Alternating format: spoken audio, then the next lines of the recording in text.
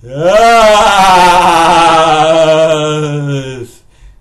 The debut of the reincarnated in manure gimmick of the Broken Brilliant One is very much obsolete, as the production of this $1 billion worth of a conglomerate of an organization felt cheaper than that of the Defiant Wrestling from Seattle, Washington, or the Honorable Ring, let alone the trustworthy Impact Wrestling.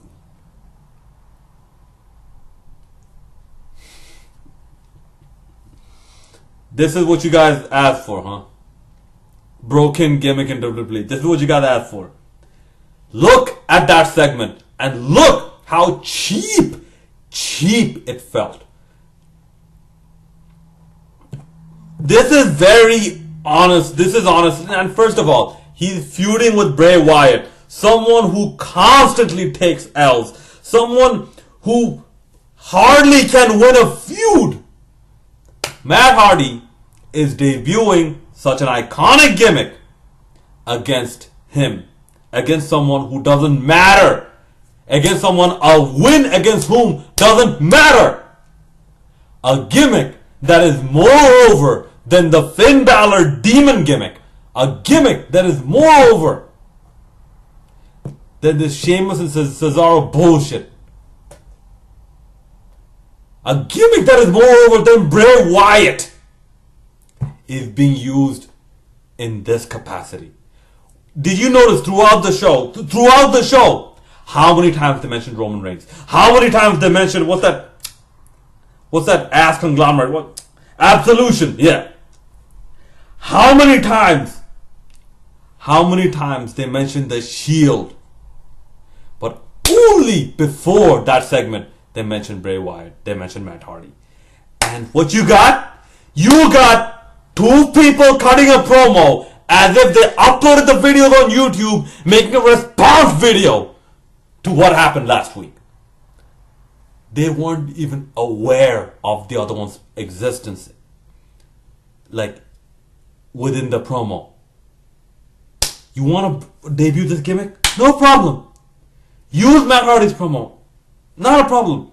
At least you would have had the decency to have Bray Wyatt out in the ring, so we could have seen his facial reactions. Let's be honest. That would have been better. Bray Wyatt comes out, cuts his promo, then he gets interrupted with Matt Hardy on the Titantron. He cuts that exact promo, and we see Bray Wyatt screaming off the mic, "You are nothing! I do not fear you!" And this and that. No. We got this hot garbage. Something that felt from this $1 billion company, supposedly, felt cheaper in terms of production than pretty much every Impact Wrestling segment involving the Hardys, involving the Broken Hardys, with the broken gimmick. The Broken Hardy with the broken gimmick.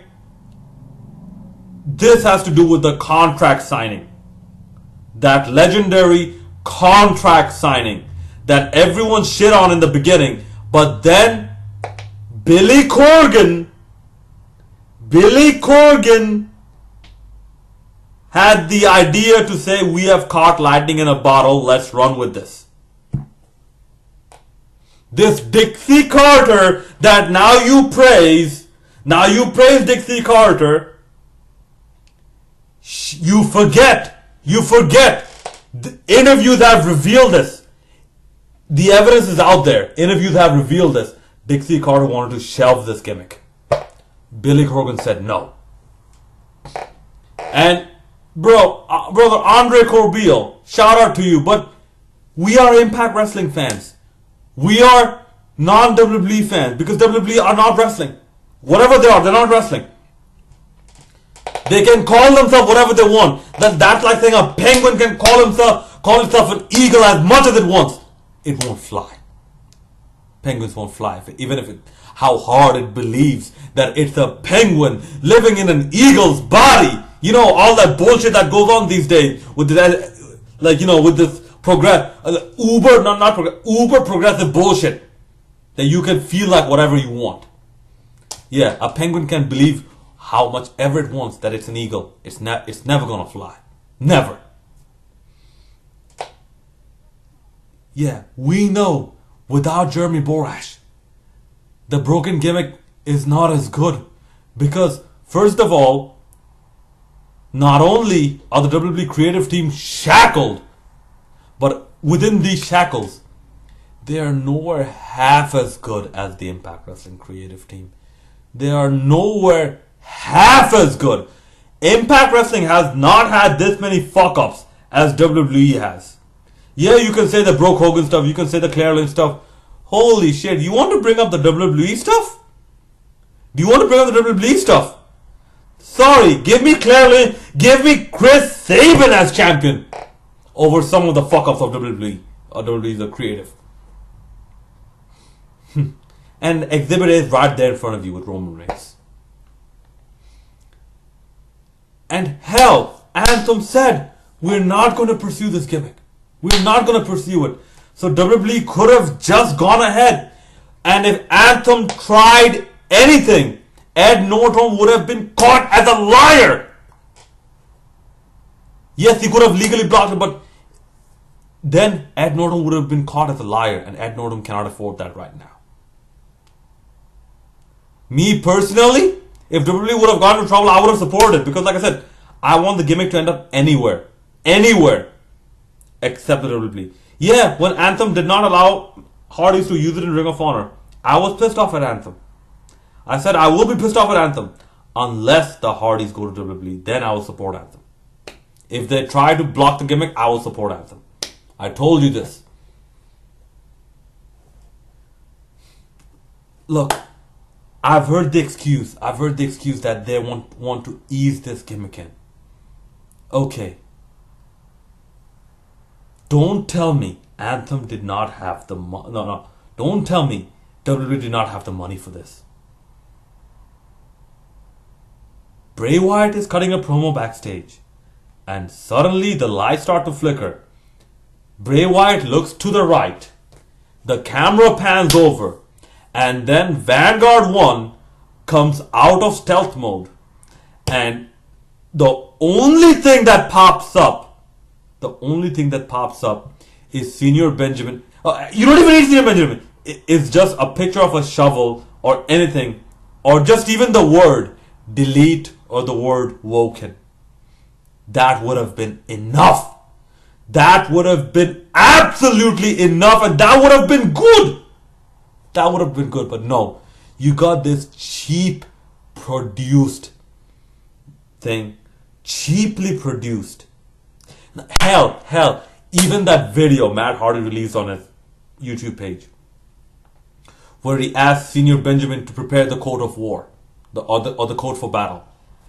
Had he not released that, and had he used that video in this segment, that would have been very good. That would have been doing it right. But no, we get this cheap ass segment, and WWE have shown with the production they're very cheap. Look at the Breezango segment where they photoshopped a tablet on top of a shower thing.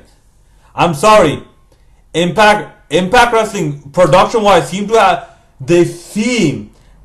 have a lot more money than WWE production wise in terms of these segments. You saw one last week with the Park and Park. You saw one last week where they took the time to take their camera. Oh wow, cordless cameras. What do you know? You can detach this shit. Yeah, they took the time to record segments away from the arena. This is what you get. This is what you get. It's off to a very disappointing start, to be very honest with you. Very disappointing start. And notice, He did not use the word broken. He constantly uses the word woken. He used the word delete, but constantly used the word woken. So if this is going to be the woken gimmick, I have no problems with it. I have absolutely no problems with it, because this is not the broken gimmick. This is a bastardized version of the broken gimmick. This is not the broken gimmick in its purest form. Like I said, you can do a similar gimmick, call it whatever you want, just don't call it broken. If they're going to call it woken, good. So WWE fans, I hope you're very happy with the woken gimmick. Like I said, had they done it right, I would not, if I didn't say it, had they done it right, like, like some of the ways I've mentioned, which are not very expensive to make, by the way. Like I said, okay, if you can't afford the drone and the hologram, at least have Bray Wyatt come out there. At least. So that, and Matt Hardy cut the promo through the Titantron, so we can see Bray Wyatt's facial reaction. At least that would have been better than this bullshit. Honestly, think about it. Go back and watch every broken gimmick. Gimmick as in the one that started off was the broken Matt Hardy contract signing. Go and watch every one of them. You'll see this one is the worst. Coming out of $1 billion company compared to a company who reportedly were hours away from bankruptcy before Bound for Glory 2016. This gimmick in this $1 billion company was the absolute worst, if you consider this a true part of the broken gimmick and not a WWE concoction, which is the woken gimmick. Put your comments in the comment section below. Hit like and subscribe. Follow me on Twitter, TanTiger01. And hit that bell notification button. If I haven't mentioned this before, which I think I have, but I'll mention it again. I don't care about the rest of the show. This gimmick, I'm going to be very, very critical about this gimmick with the WWE. Very critical. WWE Creative, they have proven they don't have perhaps even half of Jeremy Borash's creativity. This is the MC Tam Monthan Reside, the Bengal Dragon, signing out. Hit like and subscribe.